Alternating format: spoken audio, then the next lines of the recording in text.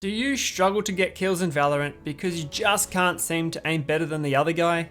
Today, I'll teach you the exact routine that I've been using, which has helped me get better aim and rank up to Immortal. What's up guys, Defied here and welcome to the channel. Today, I want to help you guys get better at Valorant, specifically by improving your aim. Now there's heaps of things that you can do to rank up and improve at Valorant, but I believe that aim is the #1 most important thing that you can do to rank up. Abilities aside, if your aim is the best, you will out-aim and dominate every other player in the game.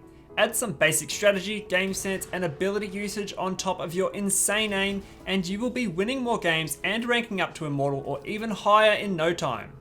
So to get started, I just want to show you guys my rank and how this training has worked for me. So as you can see, this is my account, this is my main Defied. If we go to career up here, you can see that currently I'm Immortal 2. If we go back to Act 1, which is where it all started, I actually started playing Valorant about 4 months ago in Act 1. It was quite close to the end of Act 1 that I started, and I actually started in Platinum 1, so that was my first rank. I quickly dropped down to Gold 3 though, but soon after that my training sort of kicked in and I went up to Platinum 3. As you can see, Act 2, it changed quite dramatically. I hit Diamond 2, I spent a lot of games in Diamond 2, quite a few in Diamond 3, and at the end of Act 2, I actually hit Immortal, which was quite an accomplishment for me. And as you can see now, moving into Act 3, which started about a week ago, you can see that I actually calibrated Diamond 2, but quickly ranked up to Immortal 1 and Immortal 2. I haven't yet played a game in Immortal 2, but that's my current rank. So as you can see, this training routine's worked for me, and I want to basically take you through this and share what I've done so far, so that you can have the same sort of results and see some improvement to your gameplay as well, and your aim specifically. Enough about me though guys, I want to share what I've done so far, and I'm actually going to break this up into 3 separate categories. The first one is for your muscle memory, which I've actually used AimLab and I've set up a routine in there which I'll share with you. Secondly, I've got a warm-up routine which I'll share, which I basically use before every single game that I play. And the third one, we'll just basically go through some good habits that will help you be a lot more deadly in game. So the first thing you might notice when playing with other players is that they just seem to be much better or more consistent than you, and that's okay because you can actually learn this as well.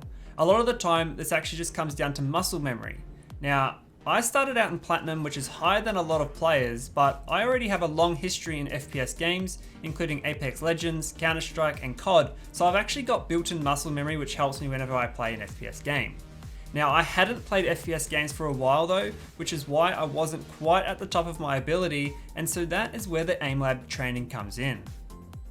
So for those that don't know, AimLab is basically a free aim training software that you can find on Steam, and it's probably the best way that I've found to actually train and improve my aim. It's a little bit like Kovacs. A lot of people used to use Kovacs to train their aim, but I find it's better than Kovacs because it's a lot more refined.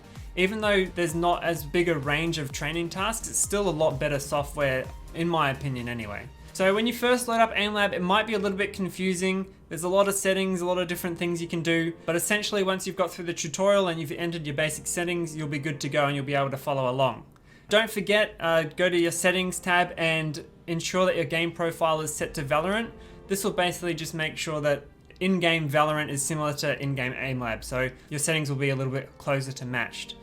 Now, of course, your sensitivity settings are really important as well, and I actually plan to make a video on how to find the right sensitivity setting for yourself. Now, I'll put a link in the description when that video is ready, but for now, just put your Valorant sensitivity in here. If you want to change it, you can, but just make sure that this sensitivity and your Valorant sensitivity are the same. Now, I've played a lot of different tasks in AimLab, but I found 6 that actually consistently helped me to improve and get better. And I've made a playlist out of this, and if you have AimLab, you can actually get this as well. So to do that, you just go to Custom, Workshop, click on Playlists, and just type in Valorant Immortal Prac. And then if you just search for this, it should come up. So you can see it here, it's down the bottom, it's this last one here. It basically just has an Immortal symbol and Valorant at the bottom, and it says by Defied. So if you click on that, you can open it and you can like it and just play through it there and favorite it if you want. But basically everything in this playlist has been designed to help you be more accurate and precise with your crosshair and mouse when you're trying to aim at someone. A lot of the tasks in AimLab seem to reward speed over accuracy, but I find that's actually probably not the best way to do it, because you want to be accurate more so than fast, and then sort of improve your speed over time, because if you're fast but you miss your shot, you're gonna die. So try be accurate before increasing the speed, because that way you'll have a much higher accuracy and then be better than a lot of players who miss all their shots. So the first task here is Strafe Track on Precision Mode, which is a really simple one with a single target that will move side to side at constant speed, and it will sometimes change directions as well. The better you do though, the smaller the target gets, which makes the task harder, but it increases your precision as well. The second task here is Motion Track, and this one's similar to the first task, but it's a little bit harder as you've got to flick to the randomly moving target after first shooting the center dot. I like this one because it helps with aiming at targets in unexpected positions. Next up we have Micro Shot on Precision, which helps with fine adjustments of aim and being accurate to targets near your crosshair. Now in Valorant, this is how you want enemies to appear most of the time, and so this training task is actually the most important out of all of the other ones, as accuracy here will dramatically help in game if your crosshair is positioned correctly. I'll talk about this a little bit more in the good habits section coming up, but for this task, essentially you just shoot the middle target, then shoot the target that appears, and quickly snap back to the middle target, and then just repeat that over and over. Next up is Motion Shot on Precision Mode, and this one's basically the same as the second task, but instead of tracking the target, you've got to shoot the target this time, and also the target's going to get smaller the better you do. Again, this one helps with hitting unexpected targets, but also being accurate at the same time. Now next up is a task to help with your speed, and that is Spider Shot Speed. This one is similar to the third task, Micro Shot, except that the targets will remain large and will also appear at further distances. This one will help with your accuracy in flicking to further away targets, as well as being quick while doing it. And the last task here is Six Shot, which is probably one of my favorite tasks, and it helps you basically to quickly switch between targets. Now the good thing about this one is, again, the targets are small, so your accuracy is going to improve while also being able to quickly choose between multiple targets. Don't forget though to work slowly and accurately first, and then as you get better, slowly try to increase your speed. Now here I like to do each task about 5 times in order from 1 to 6 before moving on to the next task. So I'll do 5 strafe tracks, and then I'll do 5 motion tracks, and so on. This is going to take about 30 to 40 minutes depending on how long you look at the results after each run. But if you've got a longer time to practice, you could do this up to 10 times if you want, which will take about double what I mentioned before, so about an hour or so. Also, it's really important that you do this daily or as close to daily as possible, and the reason for this is basically because your muscle memory, if you don't use it, you're going to lose it. So make sure you use it as much as possible and try to do it daily if you can. If you can't do it daily, or if you only got a little bit of time, you can shorten the exercises, as that will still help a little bit as well. So that's basically the training routine that I use to get Immortal level in Valorant. But that's not the full picture. I also used a warm-up routine before every single competitive match so that I was ready and warmed up before I started playing. This is super important because you want every shot you take in a competitive match to be crisp and on target. But sometimes you might have cold hands or you just can't seem to land your shots. But I find a quick warm-up will release any tension and get you ready for on-target aim when it matters the most. Now what I like to do is run through my AimLab playlist about 2 or 3 times first, and then I'll jump into Valorant and play through a couple of death matches until my aim feels like it's good enough for competitive. The first deathmatch I'll usually use my favourite rifle, so I'll pick up the Vandal, and then maybe halfway through I'll swap to the Phantom. In the second deathmatch I'll usually use a different weapon. This is often the other rifle, so the Phantom, or maybe I'll pick up the Operator, and if I'm feeling like I need to change it up a little bit, I'll use a pistol, but I find this is a lot harder since you're almost always going up against players with rifles, but if you're up to the challenge this can be quite good training as well. Now, raw aim and muscle memory is good, and a warm-up is important, but without some basic good habits, you'll miss a lot of the kills that you could have easily hit. So the first good habit to get into is just aiming at head height and positioning your crosshair at head height.